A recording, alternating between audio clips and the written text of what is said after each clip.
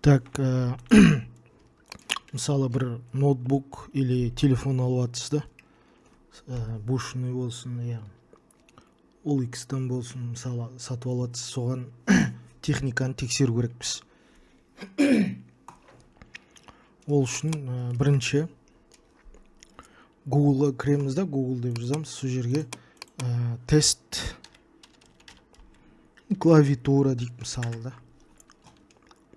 Кейтест деген бірінші шықты, соған кіреміз да, сосын клавиатураны басып шығамыз барлығын. Ол клавиатураның кнопкасы жақсы жасай ма деген тексеруге жақсы. Бұл тест клавиатура деп Google'ға жазасыз, сосын тест камера деп жазасыз. Веб-камера ашады.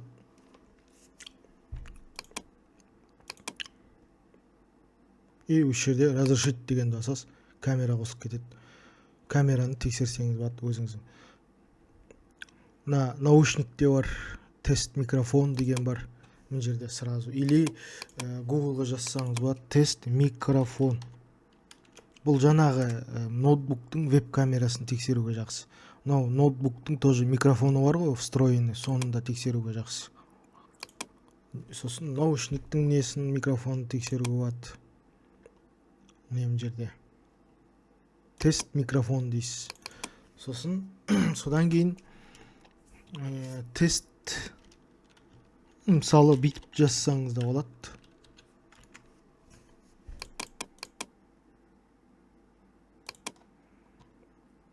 Міне мынаны басасыз, мысалы да. Бұл жерде басқа нелер бар. Қазір міне осы. Ноутбуктың несін тексеруге болады. Левый, правый колонкасын тексеруге болады, встроенный өзінікін. Так, келесі тест монитор дейміз. Міне біріншісіне кіреміз. Любойына кірсеңіз болады, но просто не да. Клавиатурада оңға солға стрелка бар ғой, соны басып отырасыз. Ем жерде қарайсыз, жаңағы пиксельдер жоқ па, ақ нелер. Осымен, мониторды тексеруге болады. Пиксельдер жоқ па деген сияқты, ақ цвет бірдеңелер, бір пятно сияқты бірдеңе болып тұрады, мысалы да. Соны тексеруге жақсы. Любойына кіресіз, міне мынақта да бар, көп. Мына жерде тест монитор дейсіз. Сосын так, тест клавиатура. Или олмаса мынандай бар, мысалы бәрі бір жерде. Трек-кезетке кіреміз, трек-кезетке. Сосын так, трек-кезетке кіреміз да, поискке мысалы тест деп жазамыз. Бәрі бір жерге салып қойдым да, басқа түрі. Сіз өзіңіз білесіз, любой сайтқа кірсеңіз болады.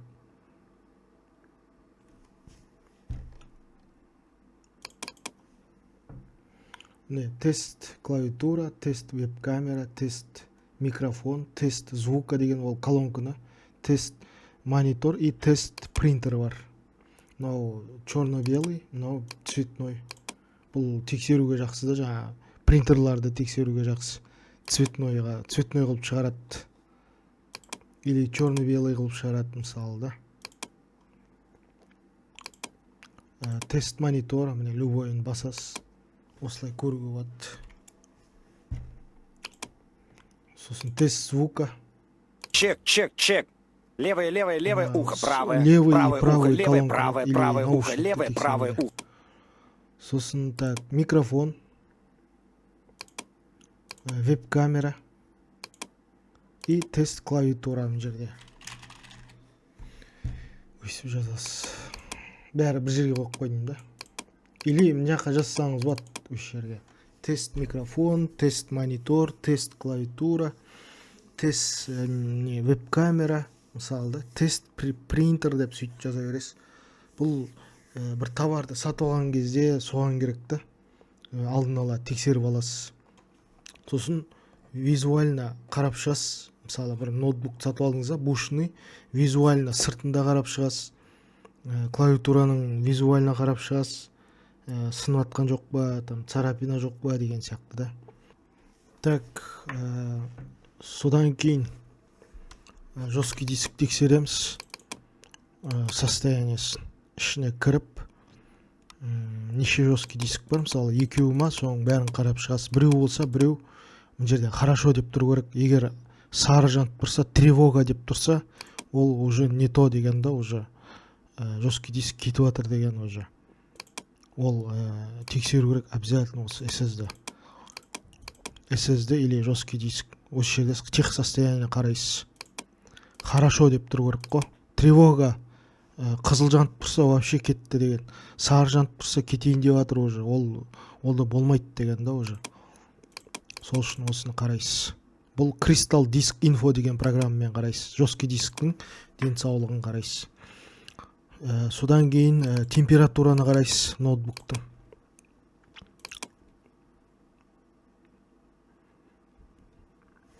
Мысалы, жоғары көтереміз да. Температура істеп тұр ғой. Мынау материнский платаның температуралары. Содан кейін процессордың температурасы 48. Содан кейін соны қарайсыз 48. Содан кейін жесткий дисктің температурасы. Жаңағы бірінші ашқан программада да бар, температураны көрсетеді тоже. И мына SSD-ның температурасы, видеокартаның температурасы. Сосын жерде, егер ноутбук, менде компьютерда, егер ноутбук болса, мына жерде батарея деп тұрады, мынандай сияқты. Мынандай сияқты батарея деп тұру керек, осылар сияқты. Батарея деп тұрады, ағылшынша болсын, орысша болсын. Менде просто компьютер болғасын шықпай тұрды. Мына жерде батарея деп тұрады, сол батареяны басасыз да, батареяның износын қарасаңыз болады ноутбуктың. Егер ноутбук тексеріп атсаңыз. Так, HV монитор деген программаның аты. Google'ға жазсаңыз, қажет етіп аласыз. Содан кейін батареяны тексеретін тағы бір программа бар. Мынандай. Батарея car деген. Тоже батарея износын қарау болады. Мысалы, процентпен көрсетіп тұрады. Мысалы, 10%, 5% износ десе, значит, жайлап кетіп жатыр деген. Әлі 95% дені сау, 5% мысалы износ дейді. Так, AIDA менде қарау болады. AIDA деген программаны ашасыз. Тоже батареяны қарау болады.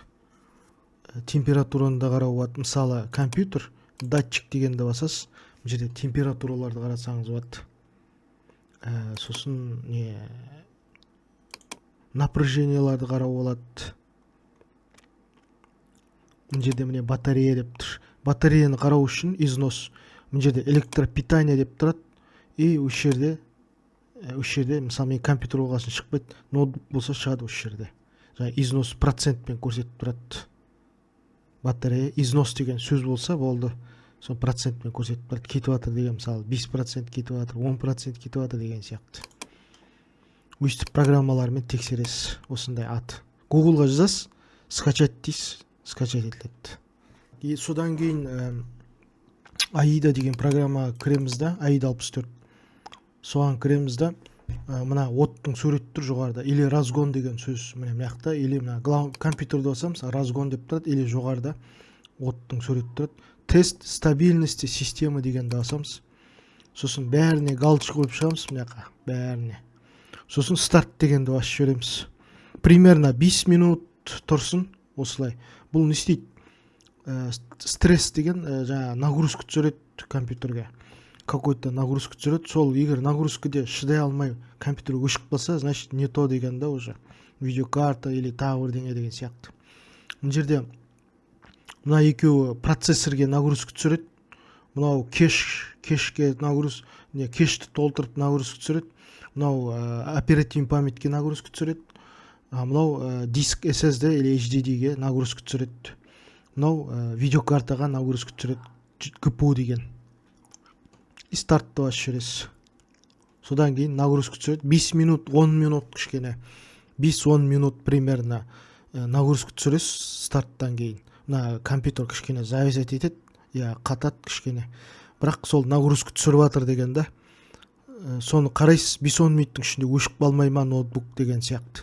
Тест на стабильность дегенді тексереміз. осы тексереді көп мынандай сияқты программалар көп